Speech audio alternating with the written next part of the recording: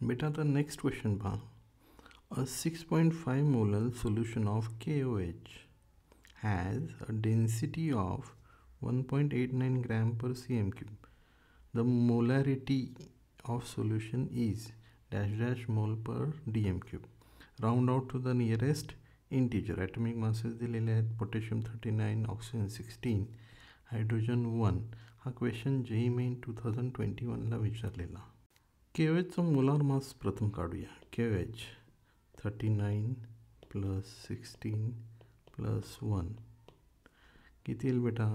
56. क्वेश्चनमध्ये आपल्याला 6.5 molal solution दिलेलं आहे. म्हणजे KOHचे किती मोल प्रेझेंट असणार? 6.5 मोल.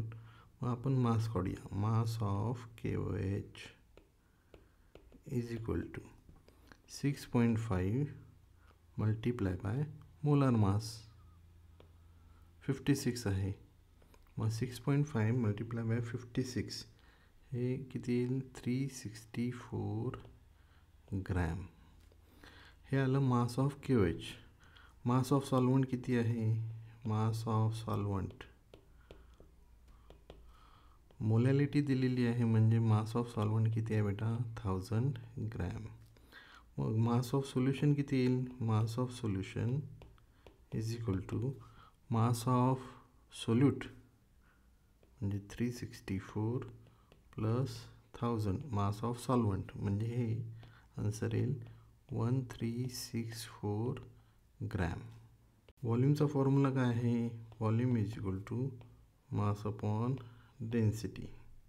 मग मास आलेला आहे 1364 अपॉन डेन्सिटी काय दिलेली आहे बेटा?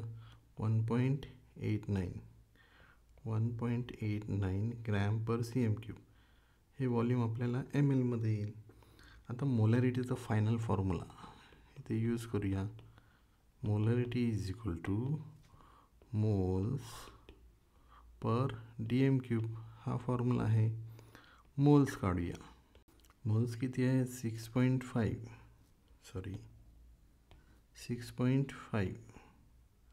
अपॉन व्हॉल्यूम किती आलेलं आहे? व्हॉल्यूम आलेलं आहे 1364 अपॉन 1.89 मल्टिप्लाय बाय 1000. 1000ने का मल्टिप्लाय करायचं? ही व्हॅल्यू आपल्याला ml मध्ये आहे, ती लिटरमध्ये करण्यासाठी 1000ने मल्टिप्लाय करायचं. हे सॉल्व केल्यानंतर आपल्याला आन्सर काय येईल बेटा? आन्सर येईल 9. म्हणजे आपलं करेक्ट आन्सर आहे C. हा क्वेश्चनसुद्धा मोलॅलिटीवरून मोलॅरिटी काढण्याचा आहे. पहा, an aqueous KCl solution has density 1.2 gram per ml, has a molality of 3.3 mole per kg. The molarity of the solution in mole per liter is dash dash nearest integer. Molar mass दिलेला आहे KClचा 74.5. हा question JEE main 2021ला आलेला आहे. आपल्याला moles दिलेले आहेत 3.3 मोल पर kg. मग मोल्स दिलेले आहेत, तर त्यावरून आपण काय करूया? मास काढूया. मग mass of KCl is equal two moles into moles किती आहे? 3.3 into molar mass. Molar mass किती आहे? 74.5.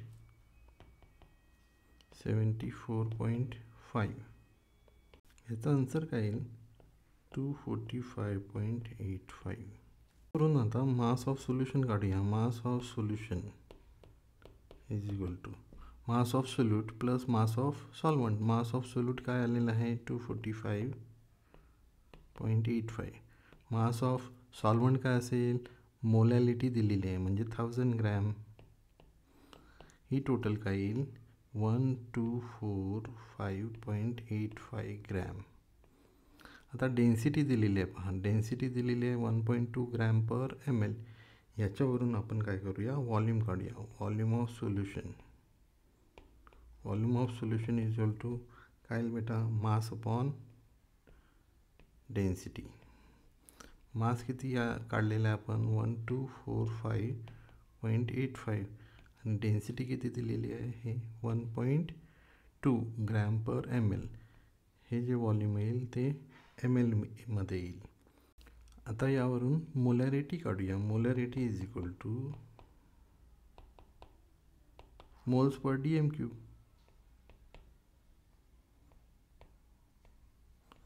मोल्स किती आहेत?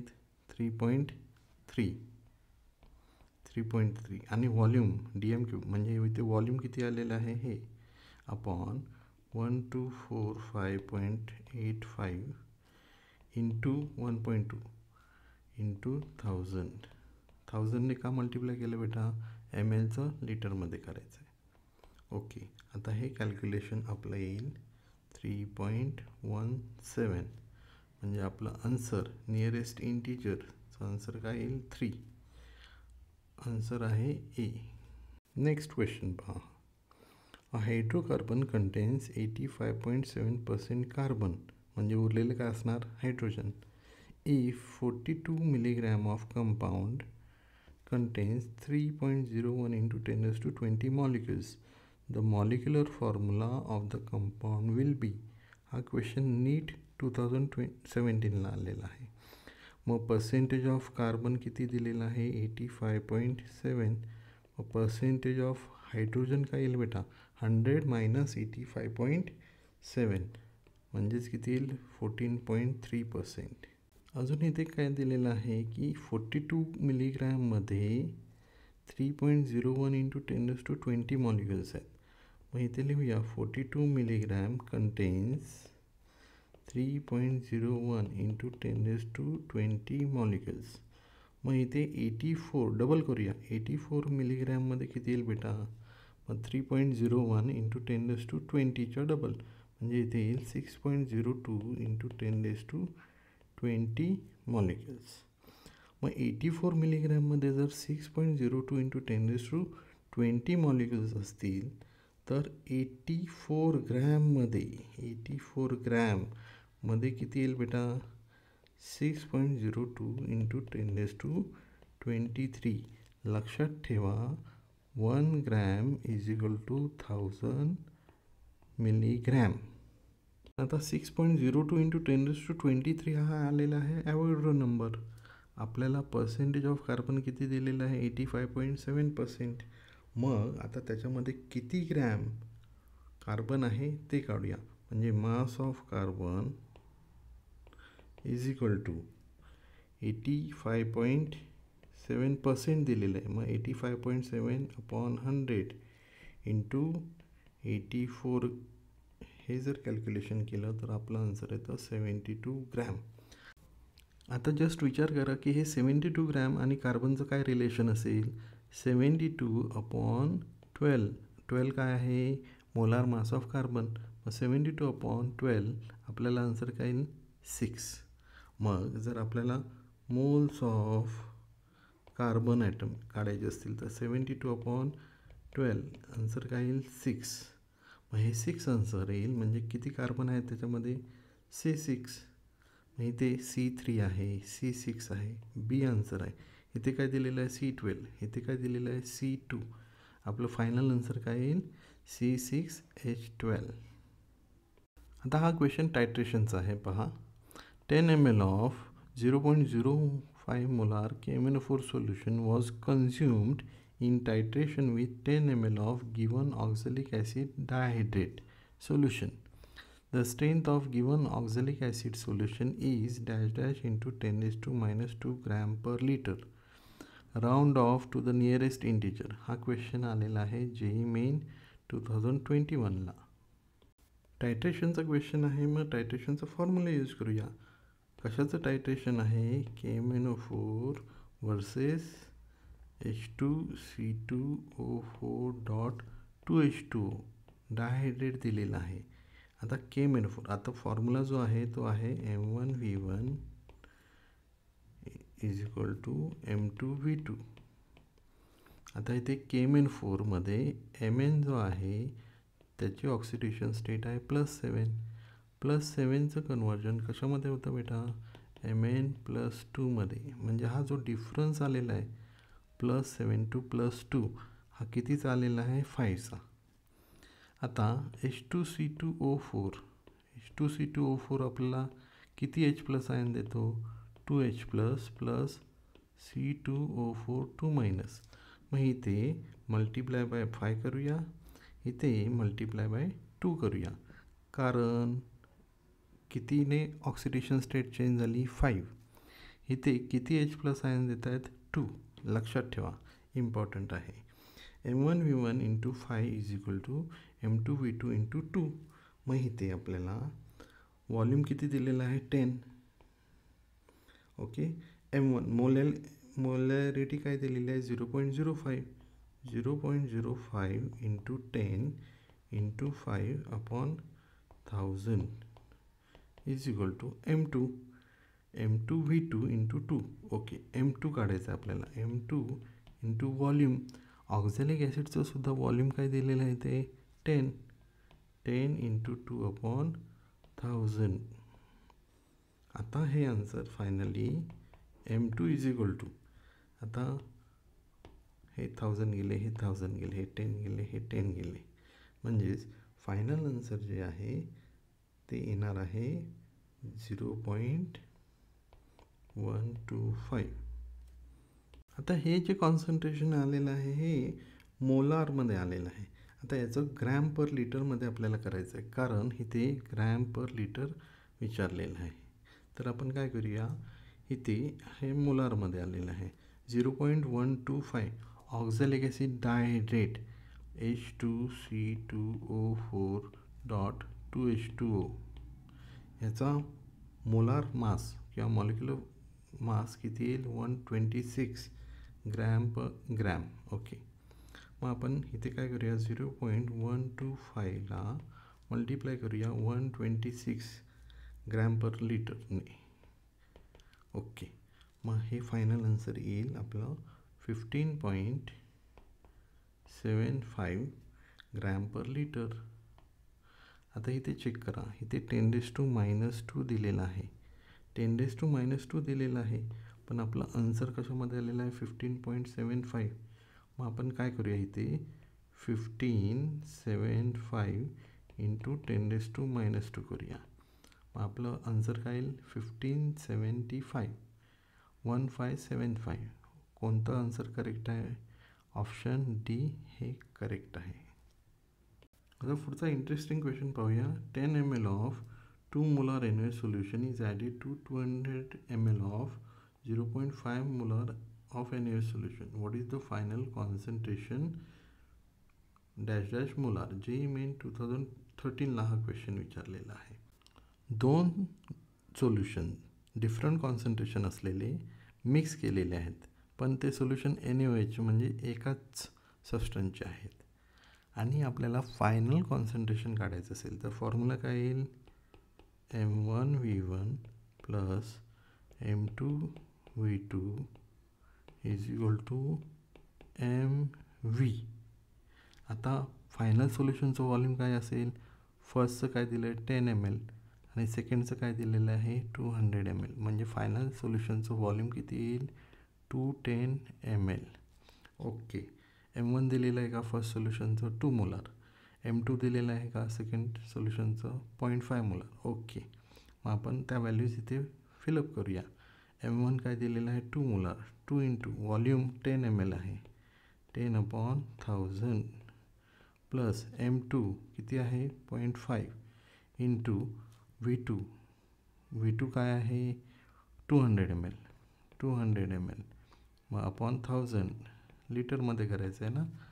M आपल्याला काढायचं आहे आणि फायनल सोल्युशनचं व्हॉल्यूम किती आहे? 210 अपॉन 1000. आता हे सॉल्व करूया. 0 0 गेले, इथे 0 0 गेले. ओके, ठीक आहे. इथे 2 इंटू 1/100 म्हणजे इथे काय येईल? 0.02 प्लस 0.5 इंटू 2/10 म्हणजे इथे 0.5 म्हणजे 2 1/10 म्हणजे इथे काय येईल? 0.1 is equal to M into इथे काय येईल? 210/1000 आहे, 0.21 म्हणजे 0.02 plus 0.1 0.12 is equal to M into 0.21 म्हणजेच M इज इक्वल टू काय येईल बेटा? 0.12 अपॉन 0.21 हे जे आन्सर आहे ते येईल 0.57 मोलार. आन्सर ए करेक्ट येईल. आता हा इझी क्वेश्चन पाहूया. The quantity which changes with temperature. टेम्परेचरसोबत काय चेंज होतं बेटा? व्हॉल्यूम चेंज होतं, कारण volume is temperature dependent quantity. हा क्वेश्चन जेई मेनला आलेला आहे, जेई मेन 2024. मग फर्स्ट ए ऑप्शन दिलेला आहे मोलॅरिटी, बी ऑप्शन मास पर्सेंटेज, सी ऑप्शन मोलॅलिटी आणि डी ऑप्शन मोल फ्रॅक्शन. मग मोलॅरिटीचा फॉर्म्युला आपण काय यूज करतो? Moles per DM³. इथेच पहा, इथेच व्हॉल्यूम आलेलं आणि व्हॉल्यूम कशावर डिपेंड असतं? टेम्परेचरवर. म्हणजे ए ऑप्शन आपलं करेक्ट आहे. इथे मोलॅलिटीमध्ये moles per kg of solvent, मग मोलॅलिटी येणार नाही. मास पर्सेंटेज आहे, मग हे सुद्धा येणार नाही. मोल फ्रॅक्शन हा रेशो आहे, number of moles upon total number of moles, म्हणजे डी ऑप्शन पण येणार नाही. आपला करेक्ट आन्सर आहे ए. आता हा नेक्स्ट कंबशन बेस्ड क्वेश्चन पहा. Complete combustion of 1.8 gram of oxygen containing compound CxHyO2, O2 दिलेला आहे, 2 लक्षात ठेवा, gave 2.64 gram of CO2 and 1.08 gram of H2O. The percentage of oxygen in the organic compound is. हा question JEE main 2021ला आलेला आहे. CO2चं molar मास काय असतं बेटा? 12 प्लस ऑक्सिजन काय आहे? 2 आहेत ना, म्हणजे 32, म्हणजे टोटल काय होईल? 44. H2ओचं मोलार मास काय येईल? 18, 2 प्लस 16.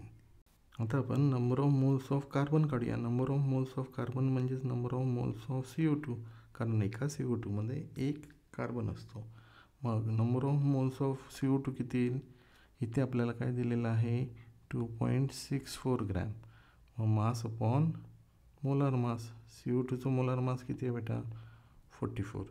हे number of moles of CO2 आले, म्हणजेच number of moles of carbon. आता number of moles of hydrogen काढूया. एका वॉटरमध्ये किती हायड्रोजन असतात? 2, म्हणून 2 into number of moles of water. मग इथे 2 into number of moles of water 1.08 आहे, 1.08 ग्रॅम दिलेला आहे. Mass upon molar mass 1.08 upon इथे वॉटरचं मोलार मास किती आहे बेटा? 18. हे आले number of moles of carbon, number of moles of hydrogen. आता याच्यावरून मास काढूया. Mass of carbon is equal to काय येईल बेटा? Number of moles of carbon multiply by molar mass, म्हणजेच इथे 2.64 अपॉन 44 इंटू कार्बनचा ॲटॉमिक मास किती आहे बेटा? 12.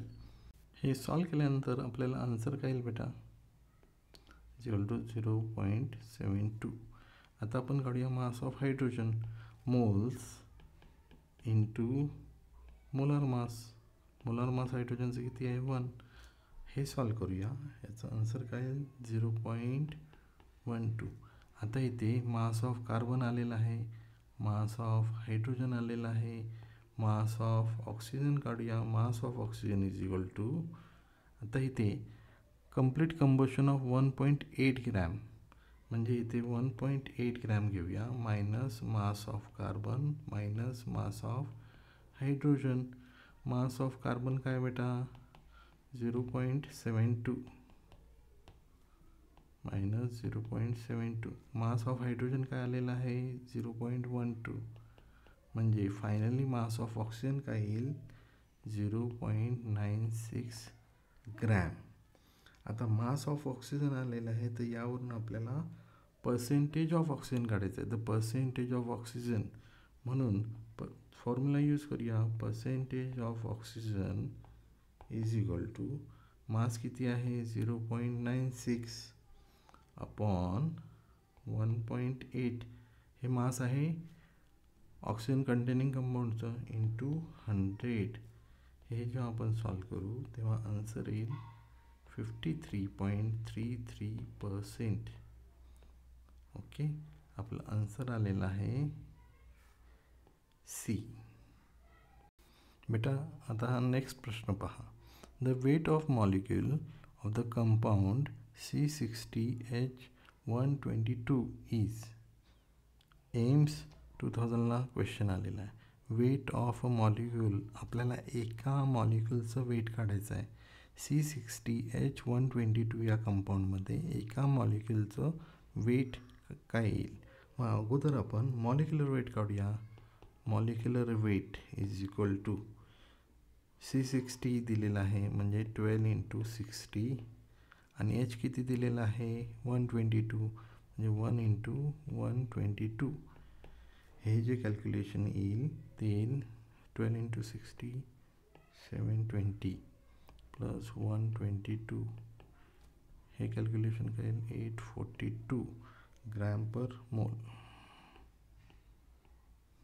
ओके, आता हे ग्रॅम पर मोल आहे म्हणजेच 6 × 10⁻23 मॉलिक्युलचं weight. Molecules of C60H122 weighs किती येईल 842 gram. Therefore mass of one molecule is equal to 842 ला डिवाइड करूया 6 × 10⁻23 ने. 842 अपॉन 6 × 10⁻23 हे आपण जर सॉल्व केलं तर आपल्याला आन्सर येईल 140.33 × 10⁻23 ग्रॅम. ओके, हे आपण पुढे जरा सॉल्व करूया. 140 आहे ना, हे 140चा 1.4 करूया. 1.4 × 10⁻21 ग्रॅम. म्हणजे आन्सर कोणतं करेक्ट येईल, आन्सर करेक्ट येईल ए. आता नेक्स्ट क्वेश्चन पहा. The right option for the mass of CO2 produced by heating 20 gram of 20% pure limestone is dash dash gram. Atomic mass of calcium दिलेला आहे 40. CaCO3 on heating gives you CO + CO2. हा question नीट 2023ला आलेला आहे. आता CaCO3चं molar mass काढून घेऊया. Ca काय दिलेला आहे 40 प्लस कार्बन किती येतो 12 प्लस ऑक्सिजन किती आहे 3 ऑक्सिजन म्हणजे 16 × 3 म्हणजे ही टोटल आपल्याला काय येईल आन्सर 100. म्हणजे CaCO3चं मोलार मास आहे 100 ग्रॅम पर मोल. इथे आपल्याला 20 ग्रॅम इम्प्युअर लाईमस्टोन दिलेला आहे. कारण 20%च प्युअर दिलेला आहे. मग मास ऑफ इम्प्युअर लाईमस्टोन किती दिलेला आहे 20 ग्रॅम. मग pure mass of pure limestone काय येईल. Mass of pure limestone is equal to 20% of 20 gram. 20% म्हणजे 20/100 × 20. हे आन्सर येईल आपल्याला 4. Okay, mass of pure limestone मिळालेला आहे 4 ग्रॅम. याच्यावरून number of moles of limestone काढूया. नंबर ऑफ मोल्स ऑफ लाईमस्टोनचा फॉर्म्युला आहे CaCO3. Number of moles of limestone is equal to mass upon molar mass. Mass किती आलेला आहे बेटा 4 ग्रॅम. मग 4 अपॉन आणि CaCO3चं मोलार मास किती आहे 100. 4/100 म्हणजेच इथे number of moles of CaCO3 काय येईल बेटा 0.04. आता जेवढे CaCO3 आहेत तेवढेच आपल्याला काय मिळत आहेत CO2. म्हणून इथे number of moles of CO2 सुद्धा काय येईल बेटा 0.04. आता number of moles of CO2 0.04 आलेला आहे. तर मास ऑफ CO2 काढूया. मासचा फॉर्म्युला काय आहे नंबर ऑफ मोल्स म्हणजे 0.04 मल्टिप्लाय बाय मोलार मास. CO2चं मोलार मास किती येतं बेटा 12 + 32 म्हणजे 44. ओके, मग मास MCO2 इज इक्वल टू 0.02 × 44. आपल्याला येईल mass of CO2 is equal to 1.76 gram. म्हणजे कोणतं आन्सर करेक्ट आहे. The correct answer is C. The density of x molar solution of x molar of NaOH is 1.12 gram per ml, while in molality the concentration of solution is 3 molal. Then x is, आपल्याला x काढायचा आहे. Given molar mass of NaOH is 40 gram per mole. हा question JEE main 2024ला विचारलेला आहे. इथे molality आणि मोलॅरिटीचा रिलेशनशिपचा formula वापरला पाहिजे. Molality is equal to 1000 m upon 1000 d minus m into molecular weight of solute. Okay, आता इथे व्हॅल्यूज भरूया. 1000 इंटू m, मोलॅरिटी किती दिलेली आहे x. ओके, मोलॅरिटी किती दिलेली आहे 3 अपॉन 1000 इंटू डेन्सिटी किती दिलेली आहे 1.12 gram per ml minus molecular weight सोल्यूटचं काय येईल x इंटू 40 काय आहे कारण NaOH आहे. सोडियम 23, ऑक्सिजन 16, हायड्रोजन 1, यांची टोटल काय येईल 40 ग्रॅम पर मोल. हे सॉल्व केल्यानंतर आपल्याला final answer x is equal to काय येईल 3. आपला आन्सर आहे B. आता तुम्हाला वाटेल मी फायनल आन्सर डायरेक्ट दिलेला आहे, तर बेटा हे कॅल्क्युलेशन इझी आहे, तुम्ही करून पहा आणि काही डाऊट्स असतील तर मला विचारा.